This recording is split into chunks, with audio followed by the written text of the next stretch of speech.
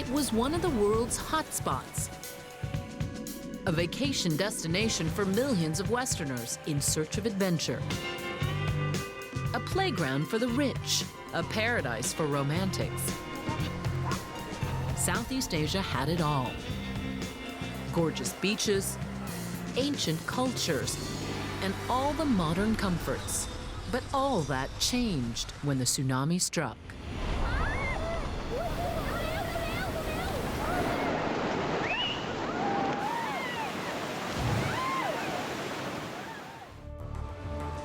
Now, nearly a year later, the people of Southeast Asia are rebuilding their lives and trying to lure back tourist dollars from the West. Join me, Juju Chang, as I travel to Thailand and Sri Lanka to witness the recovery. So what's going on here? These are the stories of survival, of heartache and loss. I think every family here has lost somebody. And of renewal. From a place where strength and hope are giving the people here a fighting chance. We're on a quest to find out if this paradise lost can come back from the brink.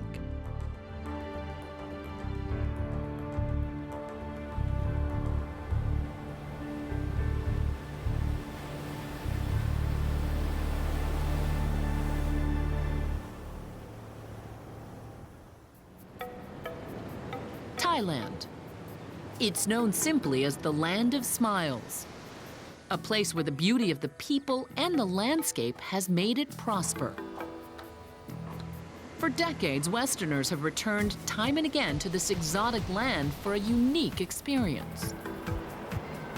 On Thailand's southwest coast along the Andaman Sea lies Phuket Island, one of the country's most popular resort destinations. This idyllic cove with its golden beaches was once just a simple fishing village. Within decades, all that has changed. Some call it the Hawaii of Asia, but it's more than that.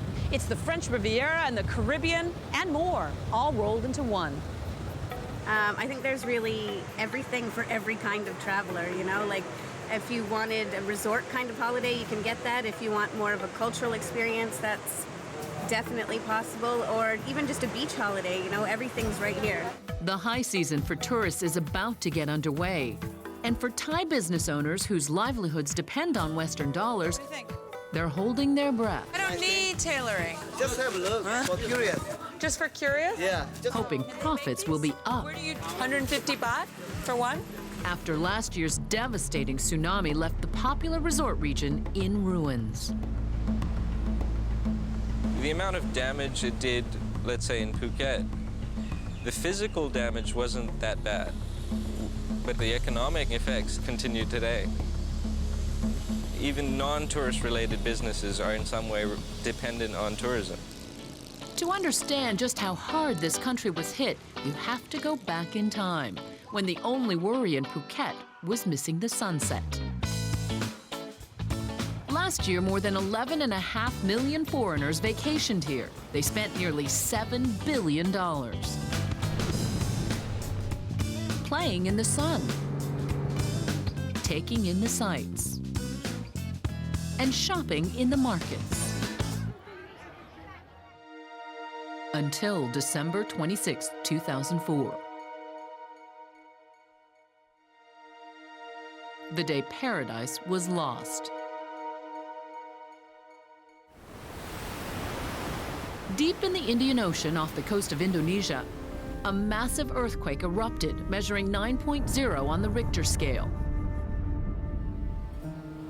The earthquake spawned a tsunami, a series of giant waves that sped across the ocean in all directions, striking 12 countries.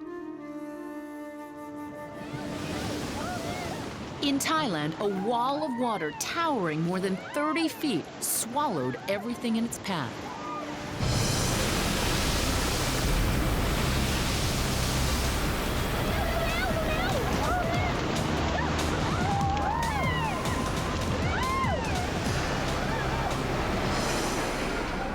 It was shocking. It was like a nuclear bomb had, I think. It reminded me of the movie The Day After. Every building I knew was not there. Every shop I knew was not there. Every home I knew was smashed. There's absolutely nothing we could do. It killed at least 200,000 people, among them thousands of tourists, making it the deadliest tsunami in recorded history. The relentless waves battered hotels, demolished beachfront businesses, and wiped out coral reefs. Thailand's tourism industry, one of the country's key moneymakers, nearly drowned in the tsunami's wake. The first thing they did was cancel. That was the peak season for Phuket, between December and January. Once a rowdy retreat for soldiers on leave from war zones in Asia, Phuket is now home to a string of high-end luxury resorts. 80% of the city's residents rely on tourism for employment. Before the tsunami, Phuket drew close to 3 million international tourists every year. 6 months after the devastation, more than 400 hotels, restaurants, and shops were still closed, leaving 5,000 people out of work. More than $1 billion in tourism revenue was lost. The water from the tsunami had long receded, but the killer waves were still doing damage. Just ask the survivors trying to make a living along Patong Beach. And how's business? Business not so well this moment because of tsunami. Yeah. Before tsunami was really very good. Really very good. Yes. How bad was the tsunami for everybody around here? Everybody, they have no insurance, so a lot of people, they are just, They lost everything. yeah, they lost everything. So These stores and the entire bazaar here at Patong Beach were washed away during the tsunami. Hundreds died here. Nothing but rubble remained. Within 3 months, they were back in business. But now, they're still struggling, quietly waiting for the tourists to return. Come, boss. You make suits? Yes, madam. Oh, business very quiet now. Yeah, how come? Before tsunami is very good. After tsunami, oh, very quiet. All the tourists went away? Yeah. Maybe I think next month is going to be better. Why? Because I hope so. But behind the smiles, there's worry in the air. Phuket is open for business, but it may not be enough to make a profit. This resort island off Thailand's west coast accounts for nearly a third of the country's annual income. Now, as the high season for tourists begins, the entire country turns to Phuket for hope. Nantana Wang Satayanan is counting on Westerners to come back to vacation in her country. She's a tsunami survivor and a millionaire who runs a chain of luxury hotels on Phuket Island. Together, her family owns 4 properties, including this one, the Merlin Beach Resort. Set on 12 acres of land overlooking the Andaman Sea, the 4-star resort has over 400 rooms. It's the perfect romantic paradise. Nantana grew up here, went to college in Bangkok, and got her master's at the University of Illinois. Her father was from China, a former tin miner who was one of the first to realize the potential of Phuket as a vacationer's dream. Your father was enough of a visionary to see that the tin mines would go away, but the tourists would come. Yeah, for his generation, I think, well, it's too modern, right? Because he just, for me, he said, okay, you have to study hard, you have to have high education. Even my brother also the same. Nantana was home when the tsunami hit. She and her staff acted quickly to move hotel guests to safer ground, saving dozens of lives. It must have been very emotional for you and difficult to start after the tsunami. Very sad, very sad. I thought, I just dream it, I just, okay, bad dream, something like that, because it's unbelievable. Okay, thank you, Jack. The family business suffered $15 million in damage. But Nantana considers herself one of the lucky ones. No one on her staff was killed. For 3 months, 2 of her hotels were closed for repairs. But her staff was not forgotten. And during that time, we keep all the staff, we still pay them for payroll, we pay them full. You paid them in full, Yeah. even though you closed Yeah, the hotels yeah. for 3 months. Yeah, because, my fathers always say, oh, the hotel cannot run by themselves. Quite confident the business will getting back because a lot of travel agency, a lot of our customer, they just give us support and they say, oh, well, when you are reopened, well, definitely we will come back. What would you say to a tourist who's about to make a reservation? Should they come here? Should they go somewhere else? Oh, well, we have to tell them after tsunami, our beach is nicer, clean, and then, clean and the sandy beach again, everything back to normal now and better. While the beaches on Thailand's western coast may now be more beautiful than ever, those living on the coastline may never be the same. An hour north of the Merlin Beach Resort is a community called Pakarang. Like so many coastal villages in this part of the world, people here live off the sea. Barracuda. Yeah, that's an I work with some of those. The fresh seafood served at every restaurant in the country comes from places like Pakarang. These prawns are huge. Fishermen here earn a living by supplying the local restaurants and resorts. But when the tsunami hit, it wiped out a fleet of fishing boats. Dozens of families were left with nothing. Starting over is not an option for many of these men. A new boat can cost up to $3,000. They simply can't afford it. Rongsang Naronan lost far more than a boat. His home was destroyed. His wife and 2 of his children were killed. And he lost his leg. The water hit us so hard. It pushed my wife and kid one way and me the other way. I couldn't help them. I couldn't help my wife and kid. I saw them washed away with my own eyes. I wanted to help them, but I couldn't. The water was so strong and debris was everywhere. It was overwhelming. To help Rongsang and his fellow fishermen, the group Tsunami Volunteers is pitching in to rebuild the boats. Their work will change these men's lives and revitalize an industry that's critical to the tourist trade, supplying fresh seafood to Thailand's best restaurants. I'm thinking probably 10 centimeters down at least. Scott Carter traded a comfortable life in South Carolina for long days at the boatyard. Fortunate. This is one person or maybe 2 people going out and putting enough fish in a boat that's this size. It's not a huge industry, so losing a boat is a big deal to them.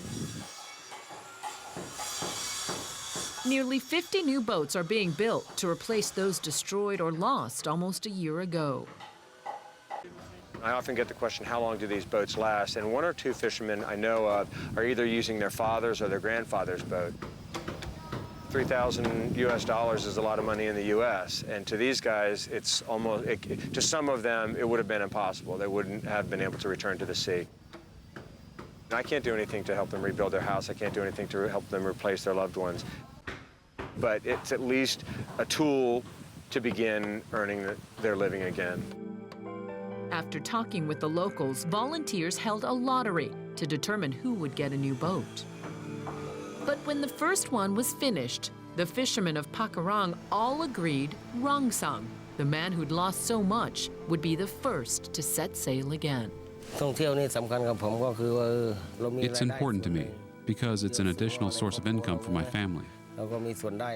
It also helped me to experience and learn new things from tourists. When we launched the boat, you can see they slide down those railways, and it slid into the water, and he was so excited. With his one leg, he hopped down the slope and swam out to his boat and got in it. He didn't even walk around, he swam out. For Scott, helping these men get back to sea is worth far more than the year's salary he gave up to be here. It's one small success along the long road to recovery. The fish may be back on the menu at the local eateries around Phuket, but will the tourists be there to order up a meal? In December 2004, a massive tremor in the Indian Ocean produced a lethal tsunami. The relentless waves did far more damage than meets the eye. Thailand's Andaman coast is a wonderland of marine life. Stretching more than 120 miles, some 600 species live along these coral reefs, including many of the sea's rare and endangered animals. Mark Spires runs the Scuba Cat Diving Center in Patong. He's been teaching tourists how to scuba dive for more than a decade, working in Thailand the past 3 years. Mark was in the dive center when the tsunami struck. The shop on the beach road was just completely destroyed. We've got a swimming pool in the front there, and we ended up with a pickup truck directly in the pool, halfway in the pool, through the front of the shop. And there was literally nothing left of the shop, just the support pillars for the building itself. You know, everything that was in there was just washed away, and back wall was blown out completely. Initially, I think we were just worried about what was going on because we've got 3 boats, and they were all out on the day. And because we were quite a widespread operation, you know, we're just trying to get information really to make sure that all our friends really on the boats were okay. In some ways, it's warming the way that people come together in those situations, you know, and just people are on holiday just helping us because they happen to be our customers. With the dive center demolished, Mark faced an uncertain future for his business and his life. But his biggest worry was for the fate of the underwater world. After about the first 4 or 5 days when we had the first diving going out again, and we were getting the reports back that actually the diving was still very good, you know, that was a big reassurance to us all here.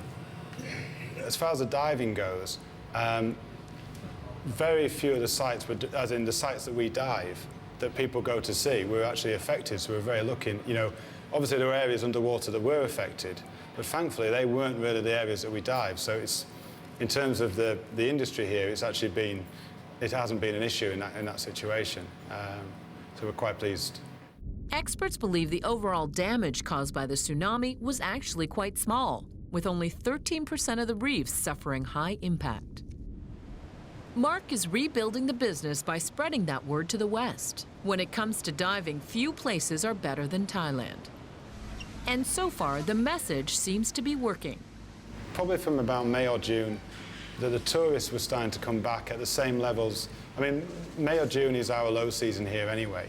But if we look at, you know, the business we had at this time last year, people are still coming back at the same levels. The advanced bookings for this year are back on a similar level to what we would expect on any other year. And that's positive, that's good. People have a love for Thailand. I mean, there are many people who emailed us and said, you know, we're not going to come in January, but we're going to come back because we love Thailand and we just want to come back and help everybody. And by helping, I mean just by bringing their, you know, the tourist dollars with them and spending, basically. And that's all we need and ask for. Although diving in Thailand is back on track, for some local Thais, their future is still cloudy. In the rainforest, an hour north of Phuket, Western dollars have yet to return. Whoa. In this part of Khao Lak, elephant trekking has a long tradition with tourists in search of adventure. Did someone say elephant ride? Elephants, like other wildlife, were reported to have sensed the danger last December. Many fled to higher ground just as the waves reached land. Researchers credit the animal's big ears. Her ears are keeping the bugs away. Elephants can detect low frequencies, impossible for humans to hear. Wit Junket is the owner of an elephant camp in Khao Lak. Before the tsunami, he ran a highly profitable business, giving elephant rides to as many as 60 tourists a day. I have 8 elephants. Income I get from them is about 300,000 to 400,000 baht a month. Just moments before the tsunami struck the coastline, 4 of Witt's elephants broke their chains and fled to higher ground. When the tsunami hit, what did you see? What was going on? At that time, I didn't know why the tsunami hit us. I was very startled, and I couldn't think of why it hit us. How much did you lose? How much did your family lose on that day? We lost about 5 houses. I don't know how much the damage cost. I don't really know how much they were worth. A month after the tsunami, Witt's business, like his houses, was all but gone. Tourists are finally returning, but not enough for him to rebuild his life. It must be hard to rebuild. You know, it's hard to think about rebuilding new houses and stuff like that. After the tsunami, we didn't really get any money. But I just think of it as part of life. You have the ups and downs. We may be down now, but eventually it'll be better. Like many Thais, Witt is in debt. He's still paying off loans on things he lost to the water. That way? 5 of his elephants are now working in other parts of Thailand. If his business doesn't rebound, he'll have to put his remaining 3 elephants to work, tapping rubber from the trees. But Witt is rebuilding on his family's land. Like his beloved elephants, he's blessed with a long memory of life before the disaster. After all that you've been through, after all that you've lost, why on earth would you stay here? Why not move? When you stay here for a long time, you really become attached to this place. Even after the tsunami, we still want to continue to live here.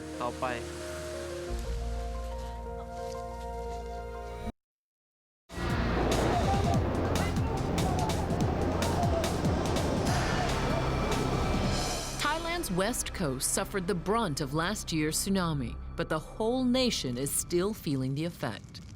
From the coastline to the farmland, Thais from all corners of the country are uniting for a common cause: securing the future. The nation's biggest airline, Thai Airways, has launched a campaign to recruit major corporations in the effort. 300 workers are in Phuket for the weekend to roll up their sleeves, put on boots, I'm Cinderella, they fit. and dig in the mud. They're here to plant a new mangrove forest along the coast. Serm Penchat works for Thai Airways. He knows how vital the mangroves are to the overall health of Thailand's marine life. Mangrove actually does a few things. Most importantly is the breeding ground for seafood, shrimp, fish. The big fish in the ocean also, when breeding period, lay their eggs inside the mangrove forest. So this is where it's happening. Were a lot of the mangroves washed away during tsunami?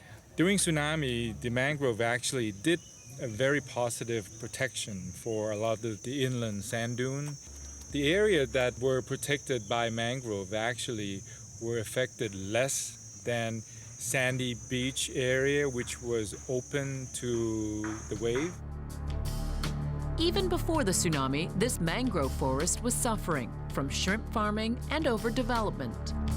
Today, over half the world's mangrove forests have been lost. These natural buffers are the first line of defense for coastal communities facing fierce weather. They're crucial when disaster strikes. Along Phuket's beaches, these trees do much more than buffer the coastline. They're a natural tourist attraction. The thing that helps sustain the livelihood of people around the area also is what's called ecotourism, doing kayaking inside the mangrove forest. So it's a new kind of travel for people to enjoy. Planting new mangroves will help restore Phuket's natural beauty and entice tourists back to paradise. Why should tourists come to Phuket? If you want a real marine beach holiday, then nothing beats Phuket.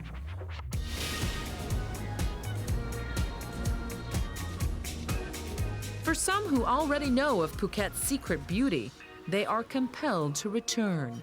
Their lives are now tied to this place. This is the bathroom at the back.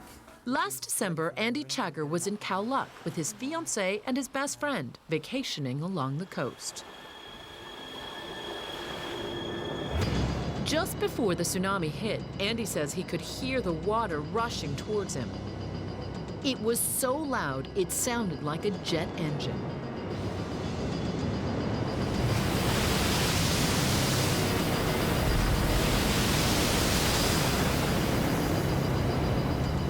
So I sort of remember being in the bungalow, and then I remember waking up in the water, basically, and sort of being tossed around, trying to surface. Well, I was actually trapped sort of on a building site, so my leg was caught between a concrete pillar on this side, and then all the debris was dragged across it as it was being pulled back out. But I'm pretty sure that's what saved my life, because I wasn't pulled back out into the bay. So I think if I hadn't have been trapped there, then that would have been it. All right, I have a surprise for you. Oh, do you? Yeah. Andy escaped with his life after 3 operations in Thailand and skin grafts back home in England. Yeah, fantastic. He lost his fiancée as well as his best friend that day. Both were killed in the tsunami. It's still difficult, but being out here and working with such a great team and all the ties, it's therapeutic, definitely. This is all bamboo. This is brought in from outside the village. I'm not exactly sure of the source. Andy is the manager on a volunteer project to rebuild housing for Thailand's so-called sea gypsies, a group of semi-nomadic people who live in coastal villages. When the tsunami barreled through, it leveled communities like this one. I'd say almost all the buildings were lost. I think there's only one left standing in the village. We don't know for sure because we didn't have an exact count, but we estimate about half the population were lost. So that literally means every family in town has lost somebody, be it children, parents, brothers, sisters, uncles, aunties, or, you know, more than one. Andy and his team are helping the homeless build 35 new homes. In the last 8 months, they've completed more than half. What are we looking at here? This is actually the kitchen. Most of the houses follow a similar design. They are unique in some details, like I was saying, the balconies are and so forth. But most of them have pretty much got this ground level kitchen area here. Mm-hmm. I just wanted to try and repay the Thais a little bit for all the help and kindness that they showed me. And in a very, very dark time of my life, so.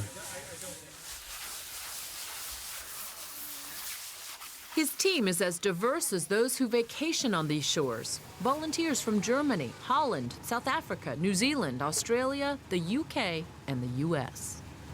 Thai food. What are you guys eating?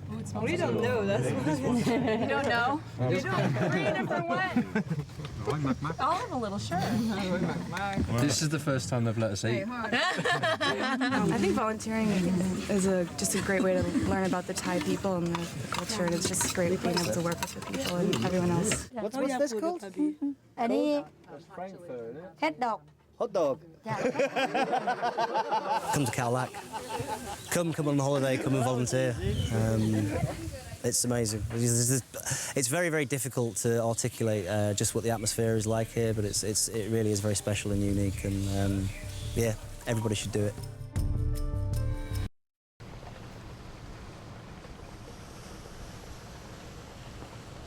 Decades of tourism have brought Thailand into the modern world, but cross the Indian Ocean, and it's like going back in time. 30 years of civil war in Sri Lanka has kept this teardrop-shaped island off India's southern coast from capitalizing on its natural beauty. Miles of unspoiled coastline. The tsunami took a horrific toll here, killing an estimated 40,000 people. Entire beachfront communities like this one, which had been serving tourists for decades, were washed away. Ironically, the wave struck just as Sri Lanka was beginning to emerge as a global tourist destination.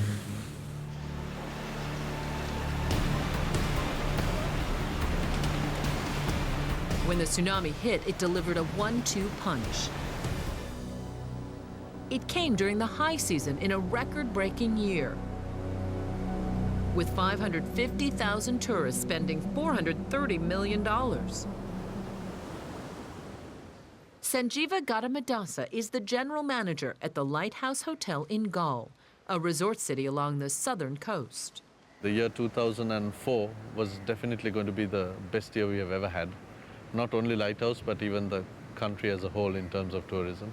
But unfortunately, December came and 26th came, and then tsunami took away the hopes of an excellent year.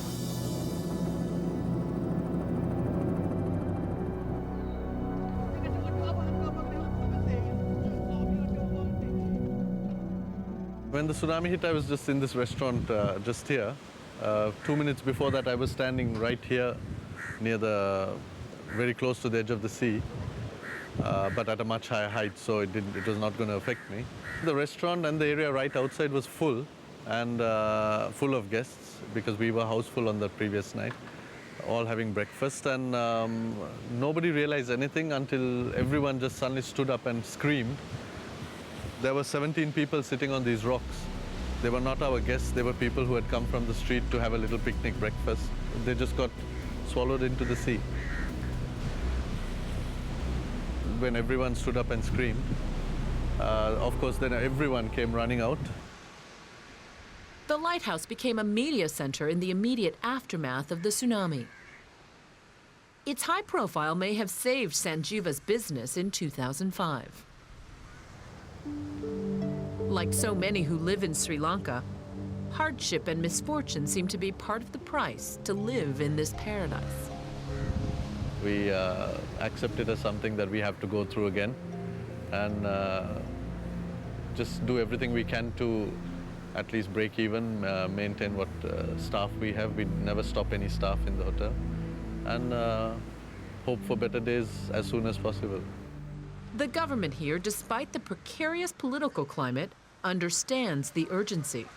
It launched a major campaign to lure travelers back.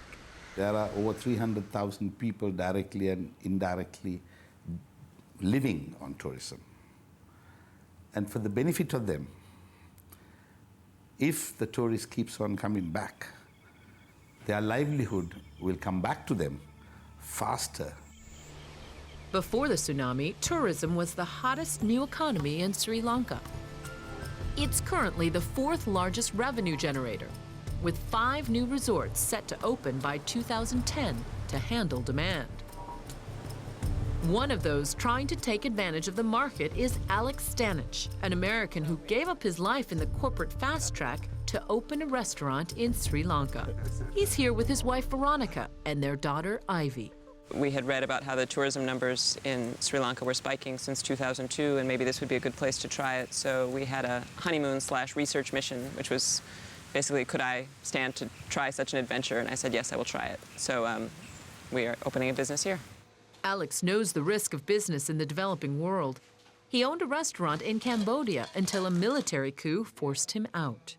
His new restaurant here in Sri Lanka is called The Firefly.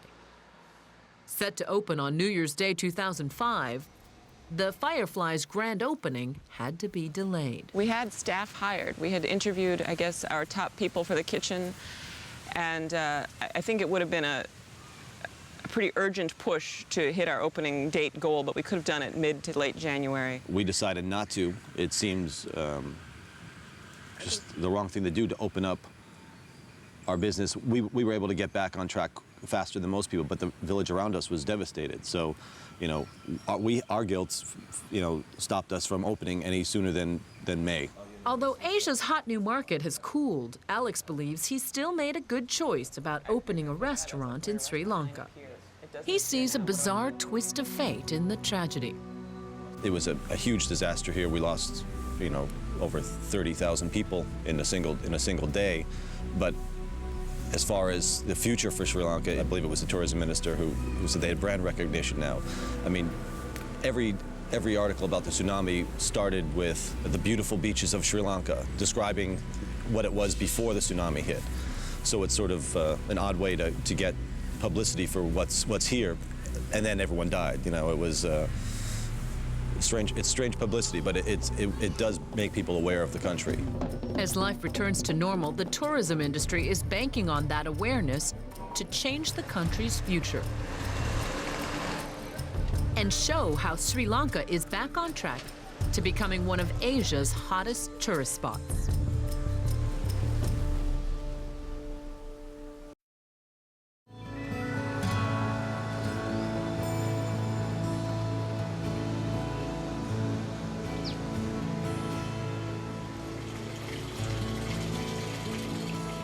One of Asia's finest resort destinations is a holiday paradise on Phuket Island off Thailand's southwest coast. Sparkling lagoons and tree-lined avenues link 5 hotels, including Laguna Phuket. James Butt has been managing director here for a decade. Miraculously, his hotel escaped the worst of the tsunami, largely because of its design. The site was something that today it would be hard for you to believe. The lagoons were full of debris. Our lagoons here at Laguna Phuket acted as kind of surge tanks, so that when the wave came in, the shock of the wave was absorbed by the surge tanks or the lagoons, and we are a few feet above sea level. How did the Thais jump in? How did the tourists jump in helping? The thing that I will never forget is the fact that the cleanup was largely undertaken by guests. It was the guests who were staying in our hotels, could see the need to do something, were on the beaches, picking up debris, creating the bonfires, working with our people to make everything better. Like everyone in the vacation business, Butt knows the industry suffered a major hit last December. What happened to bookings in the weeks and months following the tsunami? In August, which is not high season, we did high 70% across our resorts here, which means that 75% plus of the rooms were filled every night throughout August on average. So that was pretty good, but we didn't get the rate that we usually get. We put out some special offers to get people back. Japan, Korea, Taiwan just decided not to come this year. Understandable, sentimental reasons, the Asian consideration of proximity to bad luck, and we quickly realized that there wasn't much point in fishing in those ponds. So we went fishing in Australia and the UK, which were more resilient, put some effort into those markets, and sure enough, we had quite a lot of response. From an economic point of view, I think that we're now looking at probably getting back to a reasonable level of recovery 1 year after the tsunami. So it's going to be a full year of some sort of impact.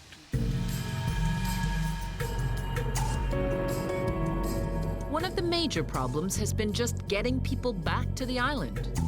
Many direct flights were dropped in the wake of the tsunami. We rely mostly on Thai Airways, of course, for Phuket in particular. But certain other airlines fly directly in here from some of our key markets, and so does Thai.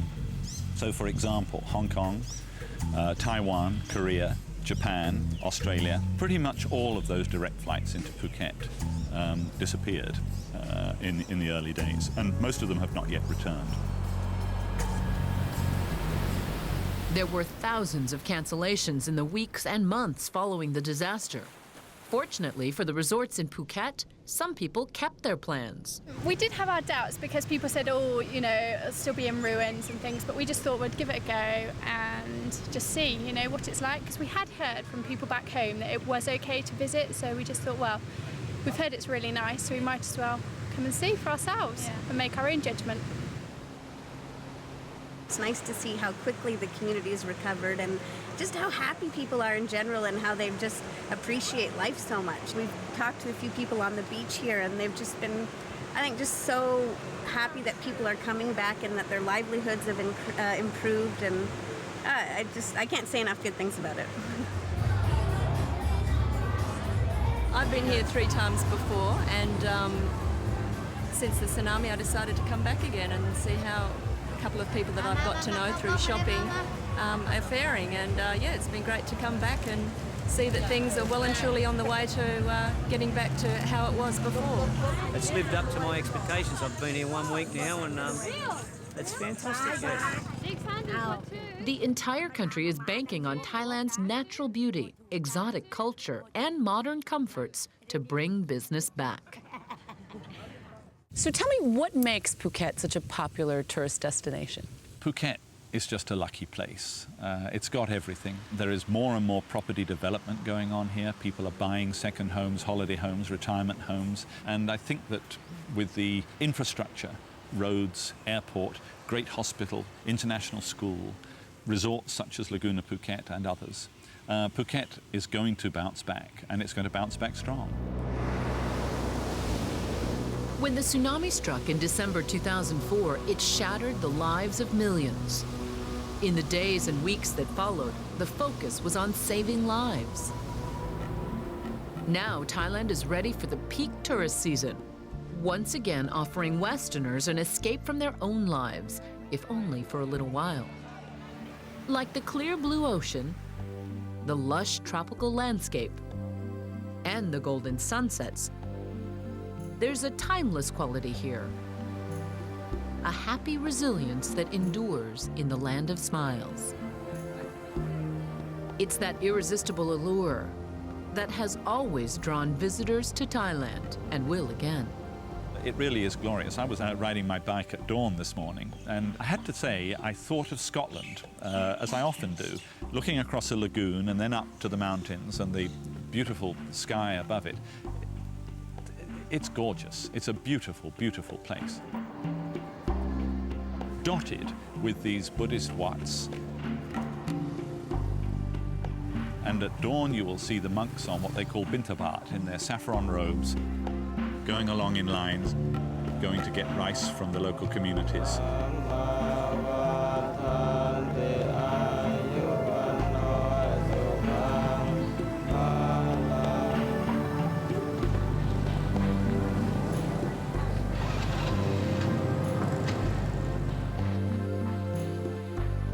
I still enjoy the feeling.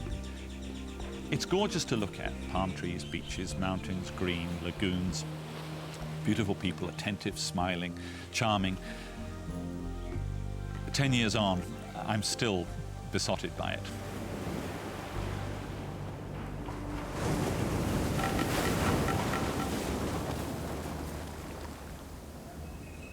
What was once the scene of a terrible tragedy is now once again a vacation paradise.